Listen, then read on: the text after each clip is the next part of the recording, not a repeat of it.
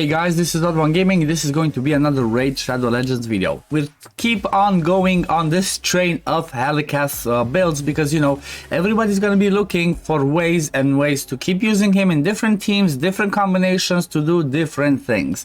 So as an example, what I'm bringing to you today is a video where I'm going to test out to see if the slow-tuned Helicath team, you know, the the one that I've already made a video on with Ninja, which it's called a Ninja Helicath Unkillable. I'm going to test this one out to see if we can actually one key with it. I know there's different stuff, I know there's different combinations, there's ways to get it to 2-to-1 ratio, there's different ways, but you know, there's lots of times where people actually do not have those unkillable champions.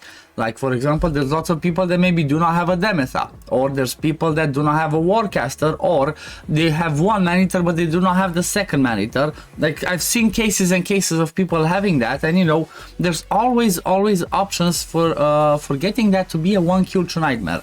For example, the Budget Unkillable, which is a man-eater plus a painkeeper, can be made to be a one-key Ultra Nightmare if you have Vizier, you know, Vizier with Draco, ally attack, or the instead of Vizier maybe Geomancer with ally attack plus Draco more. So, you know, there's different combination, different ways of doing this. It all depends on, you know, what champions you have, how your gear looks, and you know how far can you actually push it. So what I'm going to do is I'm going to play the run for you guys to see how this run actually works.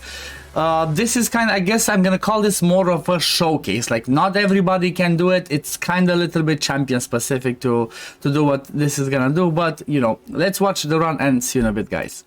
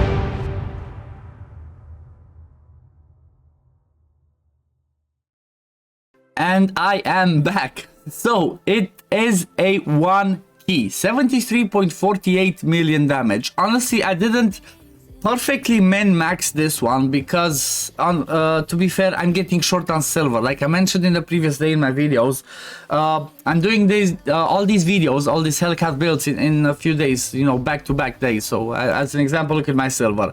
I keep selling I keep selling things to get back to the silver to build the teams. But look at this. This is a one key team and it's not perfectly speed tuned, not perfectly min-maxed.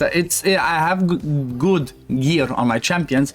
However, I feel like Draco Morse, I still need to test when to perfectly use his skills. Maybe I need to turn off his A3 because we have the decreased defense from Ninja, we have the weekend from Geo, so you know, this team can still be tested and it can be adapted for your situation. Honestly, if you have these champions and similar builds like mine, you could even maybe, instead of Draco Morse, it might work with somebody else. It might work with a Jin Toro, or it might work with an Anax, or you know, somebody else that brings strong raw damage and poisons together. So Look at this, the damage that we did are 8.6 million from Helicath, 18 million from Geomancer. Like, he's a beast. This is why I wanted Geomancer. There's so many things that you can do with him, it's insane. So 18 million from Geomancer, 12.1 million from Underpriest Brogni, 15.9 from Dracomorph, and Ninja, the main event, 18.7 million. There's lots of tweaks and things that I want to show you in this one to, you know, perfectly min-max and try to get the best damage that you can get out there. But first, let's have a look at the preset. I'm gonna have to go into dungeons because, you know, my I don't have a key yet, so another one's gonna come soon, so let me just show you here. So presets, the way that I have it is Helicath priority A1, then second priority A2. Then Geomancer, I made him to open with the A1, then first priority to be the A2, and then the A3, because they're both on a 3-turn cooldown, and by doing this, it's gonna be full auto. And the reason for me doing this is I want to have Geomancer's HP burn on for the first AoE and for the second AoE. Sometimes it falls off because Ninja comes with the A2 over that, but most of the time it's gonna be there for both of the AoEs, and that's where the passive kicks in and he does a lot of damage. For those of you that do not know why Geomancer is so good and so broken, is basically all about this passive. If he has an HP burn out there, all the 75,000 takes that you saw on the clan boss was from these reflections. Another thing that you need to bear in mind is this team only can do the one key. I mean, I haven't tested Avoid, but I'm quite sure it's not going to be able to do it.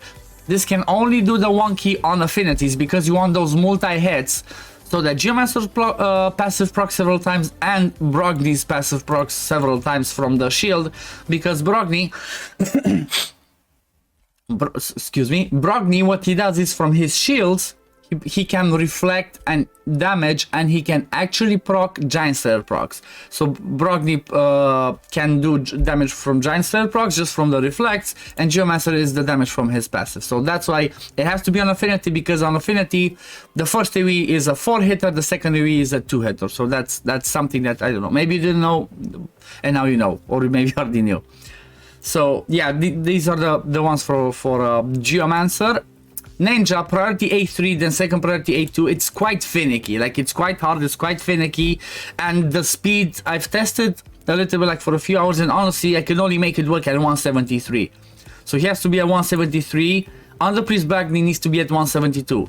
I had Brogni 173, Ninja 174, and it did not work. It was failing at like turn 23, even though if we put it in the calculator, it shows that it fails at turn 50. But you know, this is exactly how I have to have 173 on Ninja, 172 on Brogni.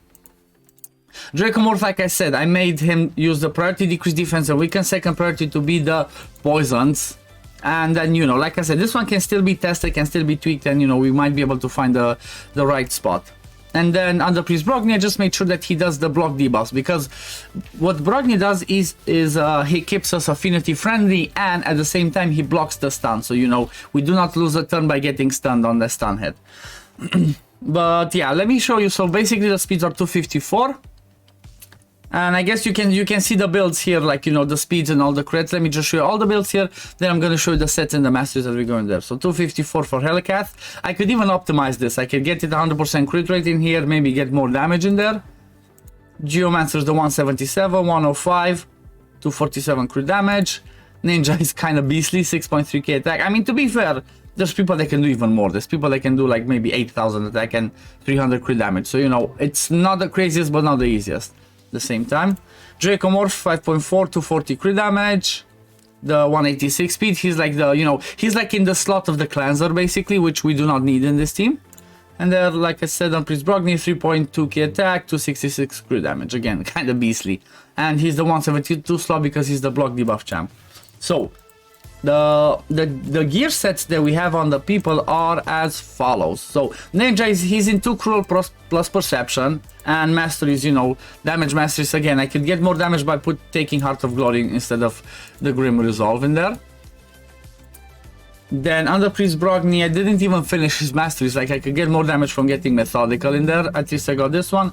Honestly, I came down this route because it's like, you know, I might use him for other areas of the game, so I might want to take Lasting Gifts later on after I finish his masteries. Again, he's in a Cruel plus a speed set, nothing too crazy, but he has a Blood Shield. The reason why I took a Blood Shield for him is because the way that the buffs and the shields fall in rotation is on the first AoE. We do not have that many. We do not have shields on everybody. So if we do not have shields, well, actually we have no shields, I think, on anybody normally. So if we have shields on, doesn't matter, even the slightest, smallest shield from the blood shield, that means that Brogni can proc his passive on the 4-hitter, which is extremely important, because you saw when the first AoE went, you saw all those crazy numbers and damages that it showed on the boss. That's the reflections from Brogni shields and the reflection from Geo's passive. Draco's, again, Draco's in Savage, so like Draco, this is what he gave me. It's, you know, it's not my best Savage in the game on my account, but you know, it's Savage. This is what he gave me. I tried to obviously try to get like most, if not the best, you know, like the second, third, fifth best gear that I could get in there. Again, Blood Shield on him. Then Helicath, it's like, you know, he's in Perception and some random ass stuff. I didn't even finish everything for him. For Helicath, having a Blood Shield does not help. Having Revenge does not help, because before the first AoE he puts the block damage, and he counterattacks every time when somebody gets when somebody gets hit while having block damage. So for him, getting special things does not help. And then Geomancer, I didn't have a second Blood Shield, because if I would have had it, I would have put that one on him. I just have Revenge, so this is what I use on him. And again, Savage. And masteries for Geomancer are as follows: obviously damage masteries and a chance to extend that HP burn.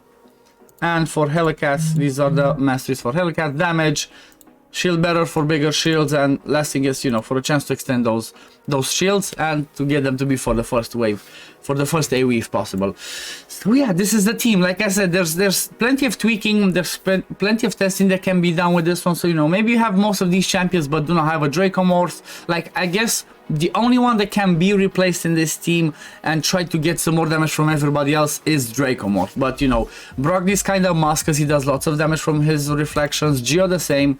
Ninja, obviously, he's a beast. He's like the boss slayer. And Helicath, you know, he's the core. So, but I'm quite sure if you push your gear to the limit and get another DPS instead of Draco, this could be an easy 1Q for your account if you do not have any other option. But thank you for watching, guys. I hope this was helpful for you. I will see you in the next one. Peace, love, take care everyone. Bye.